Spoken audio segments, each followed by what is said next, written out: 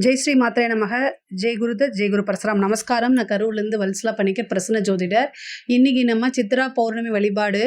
உங்களுக்கு எவ்வளோ பிரச்சனைகள் இருந்தாலும் அந்த பிரச்சனையிலேருந்து எப்படி வெளியில் வர்றது, வருமானங்களை எப்படி பெருக்கிறது, அதுக்கு என்ன பரிகாரம், நீங்கள் நினச்ச விஷயங்கள்லாம் உங்களுக்கு நடக்கணும், நீங்கள் விரும்பிய அனைத்துமே கிடைக்கணும் அப்படின்னா அதுக்கு என்ன வழிபாடு அப்படிங்கிற விஷயங்களை பற்றி நம்ம பார்க்க போகிறோம். இது என்னைக்கு பண்ணணும் அப்படின்னா 12/5/2025 சித்ரா பௌர்ணமி அன்னைக்கு திங்கட்கிழமை, வரக்கூடிய திங்கட்கிழமை 12/5/2025 சித்ரா பௌர்ணமி அன்னைக்கு சித்திரகுப்தரை வழிபாடு பண்ணுறது மூலிமா நமக்கு எல்லாமே கிடைக்கும். இது எப்படி வழிபாடு பண்ணணும் அப்படிங்கிறத நான் சொல்லிடுறேன். பொதுவாகவே சித்திரகுப்தர், அதாவது சித்திரகுப்தம் அப்படிங்கிற சொல்கிறோம் இல்லையா, சித்திரம் அப்படின்னா பலவிதமான ஆவணங்கள்னு அர்த்தம். நம்ம ஃபைல்ஸ்லாம் சொல்கிறோம் இல்லையா, ஆவணங்கள் கோப்புன்னு சொல்கிறோம்ல, அது மாதிரி தான் சித்திரம் அப்படிங்கிறது பலவிதமான. குப்தம் அப்படின்னா ரகசியமானன்னு அர்த்தம். அதாவது ஆவணங்களை ரகசியமாக வைக்கிறதுங்க. அதனால தான் அவர் பேர் சித்திரகுப்தர் அப்படின்னு பேர். இவர் என்னென்னா நம்மளுடைய பாவ புண்ணிய கணக்குகளை எழுதி ரகசியமாக வைப்பார். இவர் யம ராஜா இருக்கார் இல்லையா, யம தர்ம ராஜா இருக்கார் இல்லையா, அவருக்கு கணக்கு பிள்ளையாக இருக்கக்கூடியவர் தான் சித்திரகுப்தர் அப்படின்னு சொல்லுவோம். இந்த சித்திரகுப்தர் ஃபைல்ஸை ரகசியமாக வச்சுக்குவார். இப்போ ஒவ்வொருத்தருக்குமே ஒவ்வொரு விதமான பாவங்களும் இருக்கும், புண்ணியங்களும் இருக்கும். அதை எழுதி வைக்கிறது தான் இவர். பொதுவாகவே ஒருத்தருடைய ஜாதகத்தில் கேது இருக்கார் இல்லையா, கேது தான் பலவித பிரச்சனைகளை கொடுப்பாரு, பணம் முடக்கடியை கொடுப்பாரு. இந்த மாதிரி இந்த கேதுக்கு அதிதேவதையாக சித்திரகுப்தரை தான் நம்ம சொல்லுவோம். கேதுனால மன கஷ்டங்கள், ரொம்ப வாழ்க்கையில் கடன் பிரச்சனை, இந்த மாதிரி எந்த விதமாக இருந்தாலும் சரிங்க, சித்திரகுப்தரை வழிபாடு பண்ணுங்க. சித்திரகுப்தருடைய ஸ்லோகங்களை சொல்லி சித்திரகுப்தரை வழிபாடு பண்ணுங்க. காஞ்சிபுரம் பக்கத்தில் இவருடைய கோவில் இருக்குது, அங்கே போய் வழிபாடு பண்ணிட்டு வாங்க. ஆனால் வருடம் ஒரு முறை வரக்கூடிய சித்ரா பௌர்ணமி அன்று, அந்த பௌர்ணமி அன்னைக்கு சித்திரகுப்தரை வழிபாடு பண்ணனா ரொம்ப ரொம்ப நல்லது. எப்படி வழிபாடு பண்ணணும்னு நான் சொல்கிறேன். இப்போ உங்களுக்கு கடன் பிரச்சனை இருக்குது அப்படின்னா அதை சால்வ் பண்ணுறதுக்கும் சரி, அதே மாதிரி நீங்கள் நினச்ச விஷயம் கிடைக்கணும், அது என்ன விஷயமா இருந்தாலும் சரி, உங்களுக்கு மேரேஜ் ஆகிறது, ஒரு பிஸ்னஸில் நல்லபடியாக வர்றது, ஒரு வீடு வாங்குறது, இந்த மாதிரி எல்லா விஷயங்களும் உங்களுக்கு நடக்கணும் அப்படின்னா அதை எப்படி சிம்பிளாக நீங்கள் ஃபாலோ பண்ணணும் அப்படிங்கிறத நான் சொல்லிடுறேன். சித்ரா பௌர்ணமி அன்னைக்கு சித்திரகுப்தர் வழிபாடு பண்ணணும். அது எப்படி அப்படின்னா, ஒரு கலசம் வச்சுக்கணும். கலசம் வைக்கிறத நான் நிறைய விஷயங்களில் சொல்லியிருக்கேன், நிறைய வீடியோவில் சொல்லியிருக்கேன், அதை பாருங்கள்.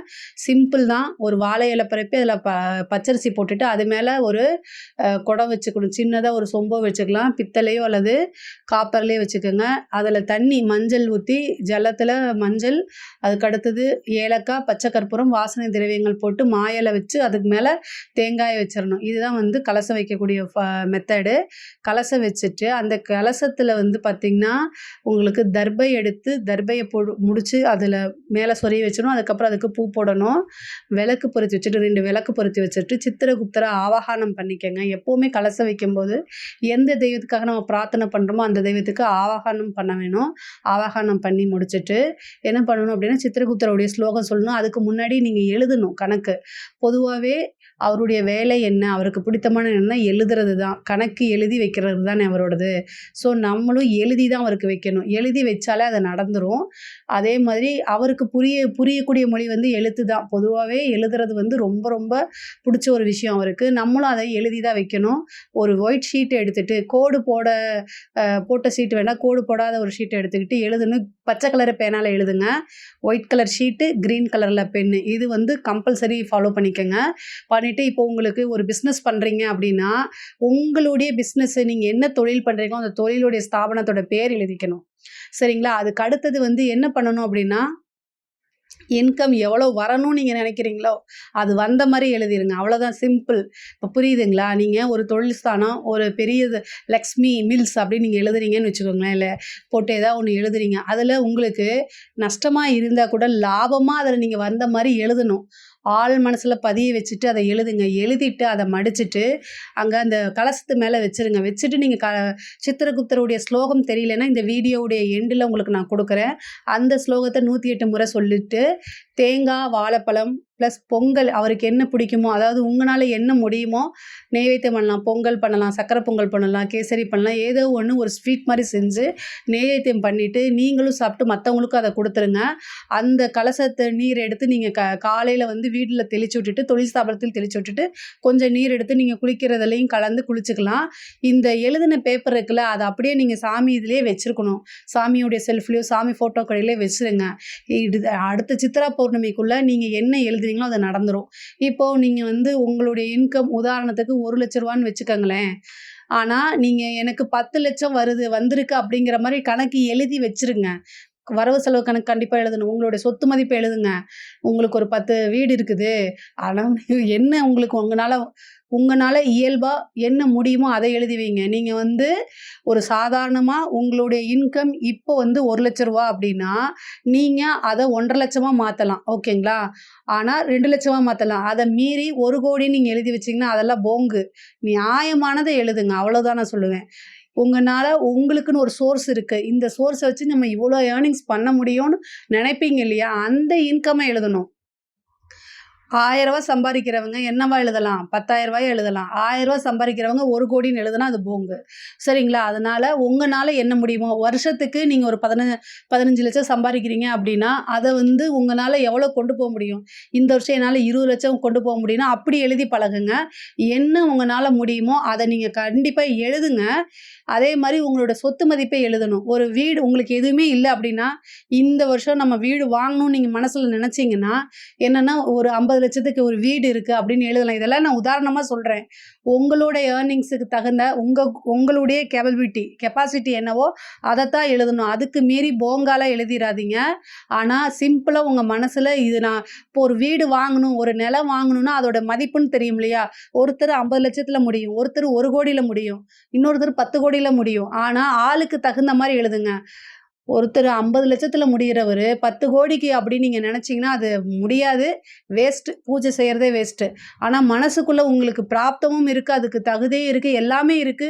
ஏதோ ஒரு சின்ன தடை இருந்துகிட்டே இருக்கு அப்படின்னா, இந்த பூஜைய நீங்க செஞ்சு எழுதுனீங்கன்னா, கண்டிப்பா டெஃபினட்டா நடக்கும்.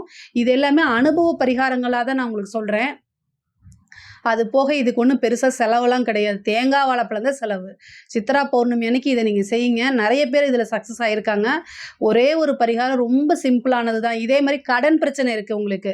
சரிங்களா? கடன் பிரச்சனை இருக்கு. இந்த கடன வந்து நிவர்த்தி பண்ணணும்னு நீங்க நெனைக்கிறீங்கன்னா, உங்களுக்கு எவ்வளோ கடன் இருக்குங்கிறத எழுதுங்க. யாருக்கு கடன் குடுக்கணும் அப்படின்னு எழுதி, நீங்க வந்து கடன் வாங்குனது, இவங்களுக்கு கடன நான் குடுத்துட்டேன். பேலன்ஸ் 0 அப்படின்னு எழுதி வச்சுருங்க. அந்த கடன் எப்படியாவது நிவர்த்தி ஆயிரும்.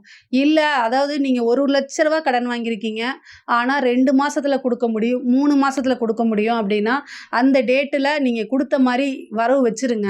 ஆனா ரொம்ப கடன் இருக்கு, பெரிய லெவல்ல இருக்கு அப்படின்னா அது முடியாது. ஆனா பகுதியா எழுதுங்க. இதே உங்களுக்கு ரூ.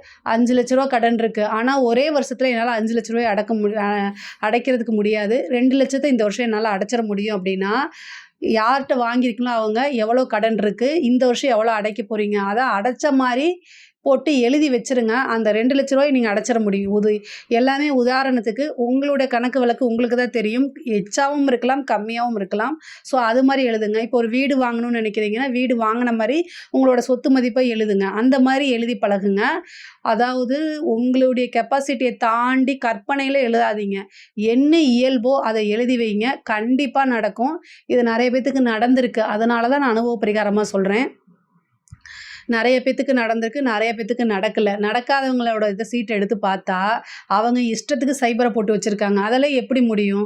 சொத்து மதிப்பு அப்படிங்கிறது இயல்பா உங்கனால என்னவோ 1000 சம்பாரிக்கிறவங்க அடுத்தது அவங்களுடைய டபுள் மடங்கா 2,000 மாறலாம். 10,000 சம்பாரிக்கிறவங்க ஒரு 15,000 டூ 20,000 மாத்தலாம் கடுமையான முயற்சி இருக்கும்போது. இப்படிதான் நீங்க கொஞ்சம் கொஞ்சமா உங்களோட இத நீங்க மாத்தணுமே தவிர, ஒரேடியா நம்ம மாத்த முடியாது. சித்திரகுப்தர் கரெக்ட்டானவர். ரொம்ப புத்திசாலித்தனமானவர். அதனால நீங்க என்ன எழுதி வச்சிருக்கீங்களோ, அந்த பிராப்தத்த குடுப்பாரு. ஆனா உங்களுடைய கேவல்பிட்டி உங்களுடைய கெப்பாசிட்டி என்னமோ அதுக்கு தகுந்த மாதிரி கண்டிப்பாக கொடுப்பாரு. சித்திரகுப்தருடைய ஸ்லோகத்தை நான் சொல்கிறேன். சித்திரகுப்தரை வழிபாடு பண்ணுறதுனால உங்களுக்கு கேதுனால இருக்கக்கூடிய பிரச்சனைகள் தீரும். கடன் ரீதியாக இருக்கக்கூடிய பிரச்சனை தீரும். சொத்து வாங்கணும்னு நீங்கள் நினைக்கிறீங்க, ஆனால் அது ஏதோ ஒரு தடையாயிட்டே இருக்குன்னா அது எல்லாமே நிவர்த்தி பண்ண முடியும். இது ரொம்ப சிம்பிள். சித்ரா பௌர்ணமி அன்னைக்கு சித்திரகுப்தருக்கு நன்றி தெரிவித்து அவருக்கு உண்டான ஸ்லோகத்தை வழிபாடு பண்ணும்போது நம்ம நினச்ச எல்லாமே வெற்றி அடையும். நமக்கு நிறைய வருமானங்கள் வரும். கடன் பிரச்சனைகள் அகலும். சொத்து மதிப்புகள் கூடுங்க. இதில் ஏதாவது சந்தேகங்கள் இருக்குது அப்படின்னா கமெண்ட்ஸில் சொல்லுங்கள். கண்டிப்பாக நான் ஆன்சர் பண்ணுறேன். நம்மளுடைய சேனல் லைக் பண்ணுங்கள், ஷேர் பண்ணுங்கள், சப்ஸ்கிரைப் பண்ணுங்கள். நன்றி, வணக்கம்.